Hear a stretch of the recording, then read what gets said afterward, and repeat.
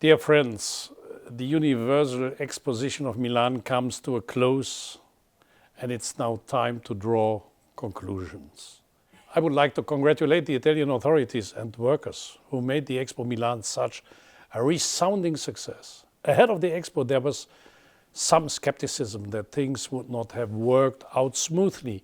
I never doubted that Italy would have managed to make the Expo Milan a success.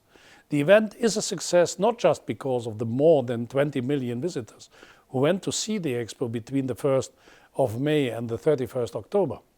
Although this is in itself a testimony of the attractiveness of the event. Expo is, in my view, a success because it put the centrality of sustainability at the top of the political agenda. It did so via the Charter of Milan, the document which adds a new ambition in establishing the right to food for the generations to come. But the Expo did not just put sustainability at the top of the agenda of policymakers, it did so for citizens as well. Every visitor to the Expo Milan has left the exposition with many thought-provoking ideas coming from different pavilions, but visitors also left the exhibition with the key question: what can I do to make my life on this planet more sustainable and fair? Increased awareness of how our choices and habits affect the world and awareness of the interconnections in the global economy is by itself the greatest legacy of Expo Milan. I would particularly like to thank the workers and the young volunteers of the European Union Pavilion.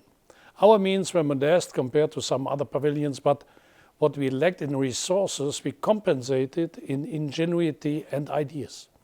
Interinstitutional cooperation was excellent, and the European Parliament played its part to the full, in particularly through the presence of many members of the European Parliament and EP committees at events and conferences organized on the themes of the Expo. As a testimony of the strong Europeanism of Italy, our pavilion was centrally located at the core of the exposition. We had more than 600,000 visitors, with a level of satisfaction close to 90%. Alex and Sylvia, the farmer and the scientist whose story underpinned the theme of the EU pavilion, have become widely popular, and so have the policies of the European Union in the fields of, among others, agriculture, development, environment and research.